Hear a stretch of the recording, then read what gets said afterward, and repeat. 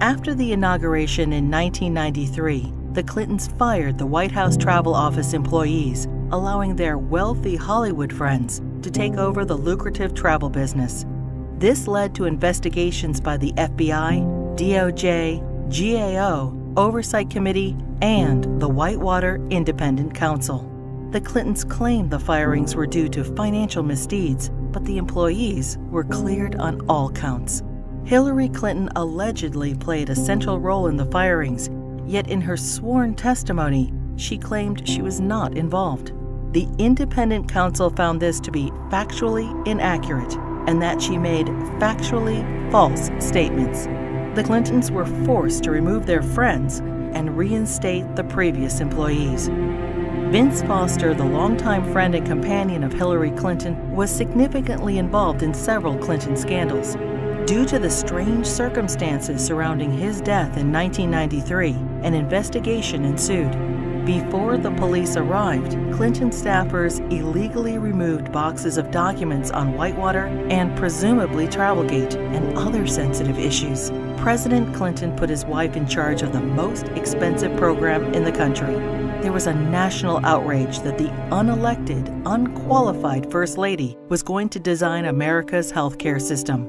In a 1993 interview, Hillary Clinton admitted, "I am not an expert on healthcare. I'm not somebody who has studied it." Hillary Clinton kept the Presidential Task Force on National Healthcare Reform shrouded in such secrecy that a federal judge threatened to hold the administration in contempt. 2 years later, the healthcare plan was a 1,342-page nightmare, including gatekeepers, health alliances, purchasing cooperatives, new and higher taxes, and restrictions on choosing doctors. Physicians, hospitals, large and small businesses, insurance companies, Democrats, Republicans, and the general public rejected the program, and it failed disastrously. The General Accounting Office put a price tag of $32 million on Hillary Clinton's healthcare fiasco. For dishonesty, Hillary Clinton and others were fined $450,000.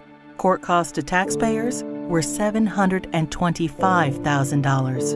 In 1996, with Hillary Care fresh in their minds, Americans voted both the Senate and the House into Republican hands for the first time in over 4 decades.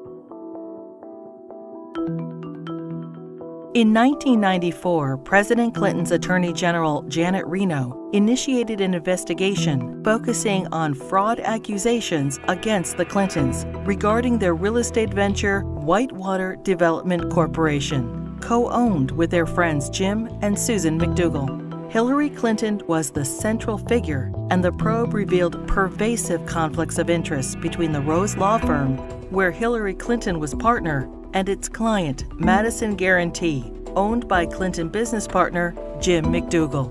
Hillary Clinton claimed billing records subpoenaed and critical to the investigation were lost. It is presumed they were stolen from Vince Foster's office the night he died. 19 months later, following the Clintons' acquittal, many of the missing records reappeared in the Clintons' residence.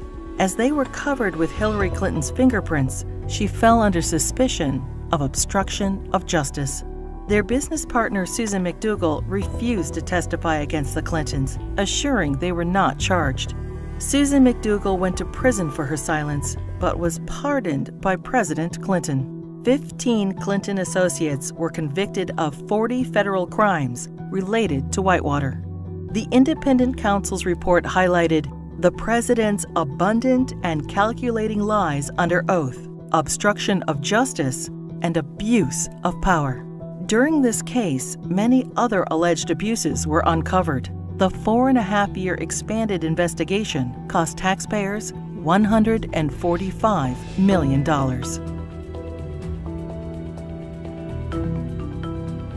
Hillary Clinton's trades in cattle futures raised suspicions of improprieties as her very first trade of $5,000 quickly turned into over $490,000. She refused to release her tax returns for the years in question. Hillary Clinton insisted that she made all the investment decisions herself, The investigation proved her trades were actually placed by her friend James Blair through the brokerage firm Refco. James Blair was outside counsel for Tyson Foods, the largest employer in Arkansas, which is state-regulated. The perception was Mrs. Clinton received preferential treatment and incredible financial returns as a way to garner favor with her husband, then governor of Arkansas.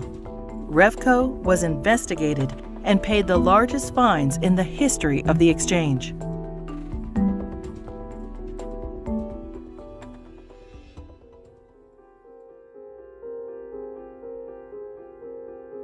The Clinton administration improperly requested and received FBI background reports on 900 Republican officials. Hillary Clinton allegedly initiated the request to add data to her enemies list, leading to 3 separate investigations in 1996. In testimony, the White House Personnel Security Director refused to name Hillary Clinton as the source of the request, and he was forced to resign. Hillary Clinton claimed she was guiltless and was called a congenital liar in the New York Times. The fund was established so individuals or companies hoping to garner favor with the president could help pay the Clintons' endless legal bills. In 1996, the Justice Department investigated campaign fundraising abuses and cover-ups by the Clintons in connection with an effort by China to influence administration policies. In violation of U.S. law, agents for the Chinese government and military funneled millions into President Clinton's re-election campaign, the Clinton Legal Defense Fund, and the DNC. The DOJ's report stated, "A pattern of events suggests a level of knowledge within the White House, including the President's and First Lady's offices, concerning the injection of foreign funds into the re-election effort." The Clintons were accused of using the IRS to harass their enemies, including Republican politicians, the White House Travel Office, the NRA, Judicial Watch, the Heritage Foundation, and other conservative organizations. A senior IRS official admitted that Clinton opponents were singled out for tax audits. Also audited were Bill Clinton's female accusers, including Jennifer Flowers, Paula Jones, Juanita Broderick, and Elizabeth Ward Grayson.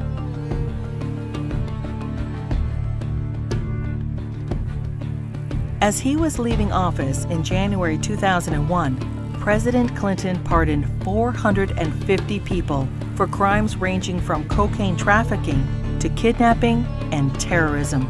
Several pardons personally benefited Hillary Clinton and were investigated for direct ties to her New York Senate bid.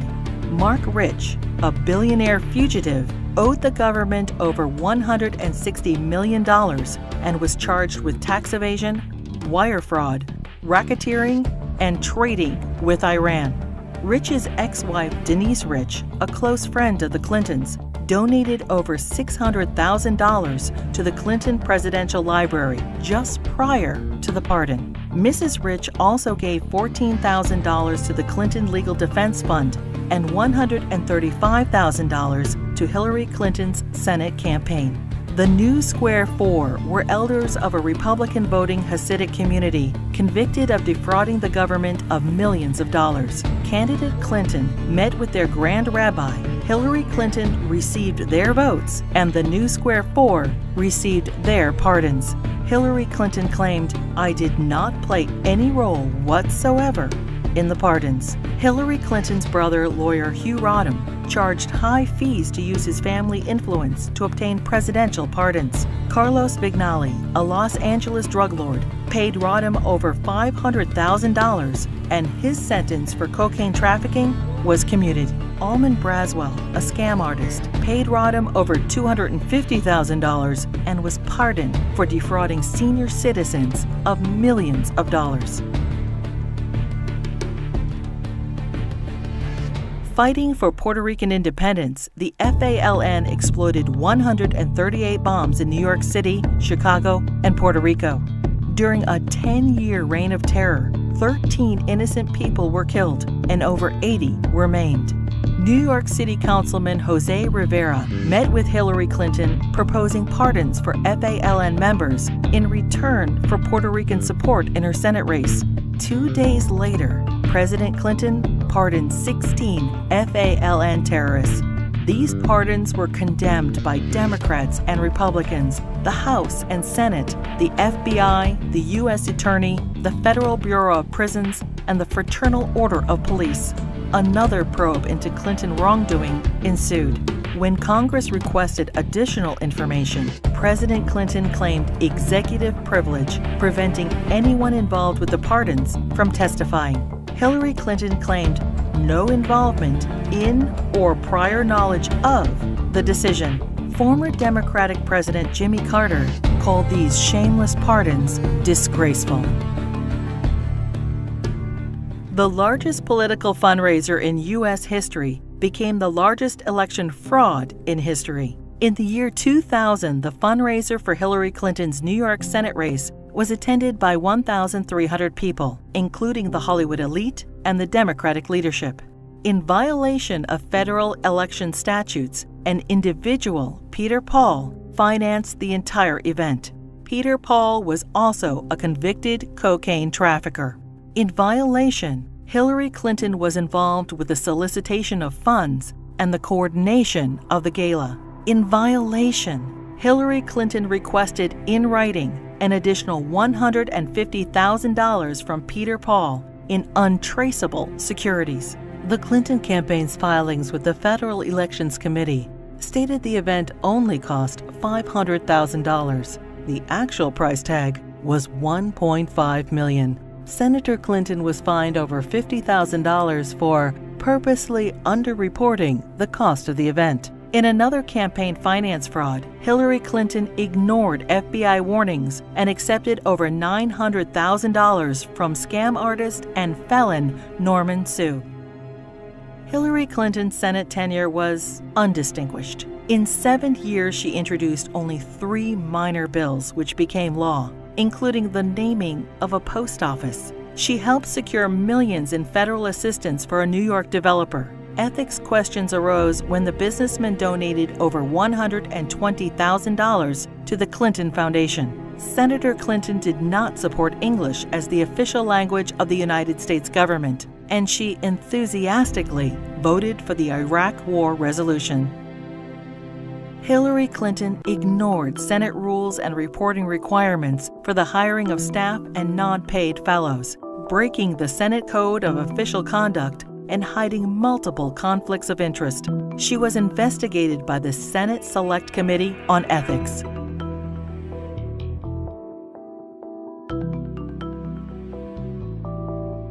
Hillary Clinton's long history of campaign finance abuses continued. Jeffrey Thompson and other fundraising bundlers for her failed 2008 presidential campaign pled guilty to conspiracy and campaign finance law violations.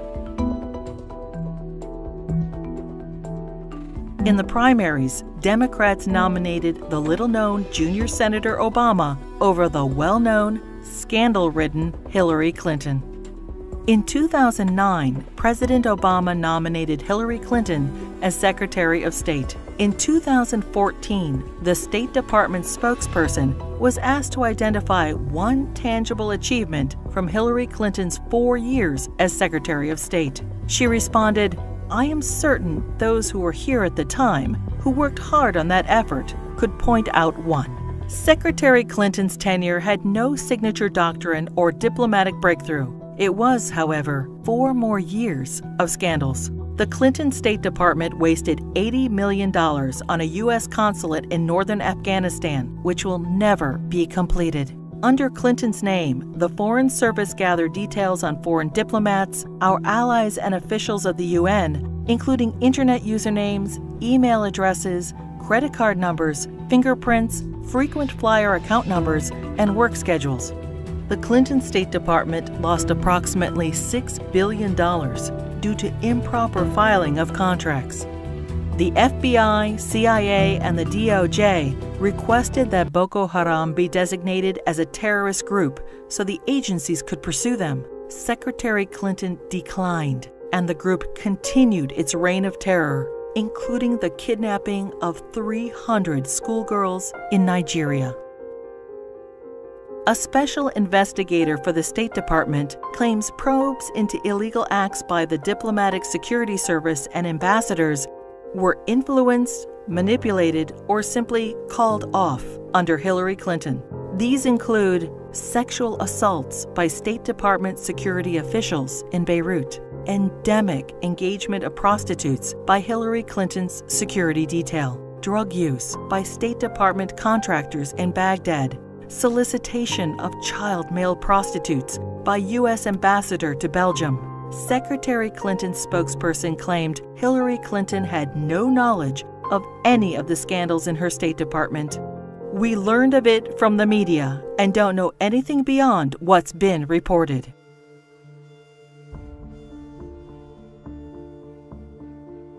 The United States mission in Benghazi, Libya, was attacked on September 11, 2012.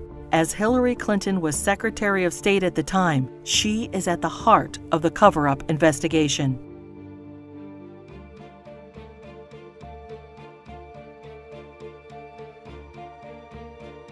When she finally testified to Congress 4 months after the attack, she famously stated, "The fact is we had 4 dead Americans. Was it because of a protest? Or was it because guys out for a walk one night who decided they'd go kill some Americans? What difference at this point does it make?"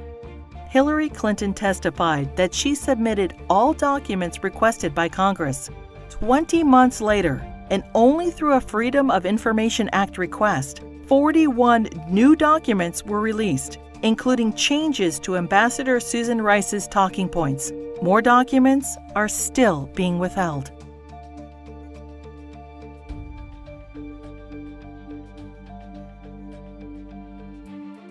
The Presidential Records Act allows restricted access to documents for 12 years after leaving office. Now, 14 years later, the Clintons are still withholding thousands of records from the public.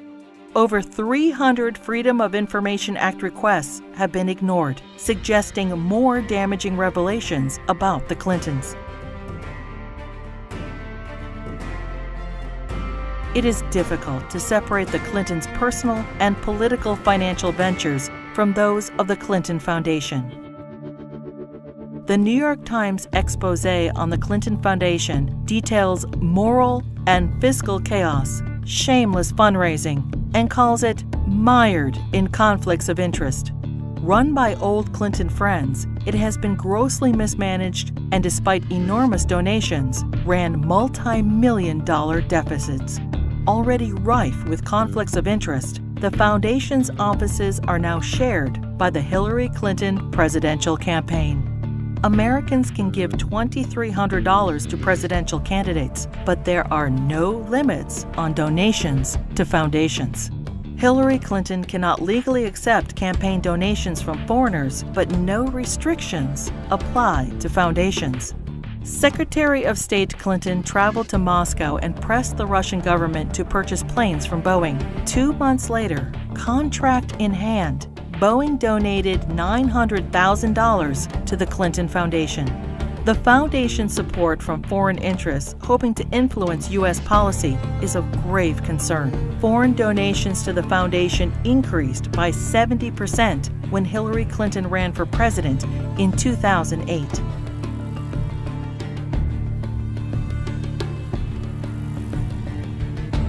Saudi Arabia has financed terrorists, has an abysmal women's rights record, and punishes homosexuality by death.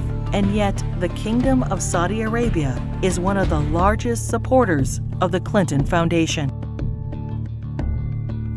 In a Clinton co-presidency, every large donation could raise suspicions of improprieties or influence peddling and lead to non-stop investigations.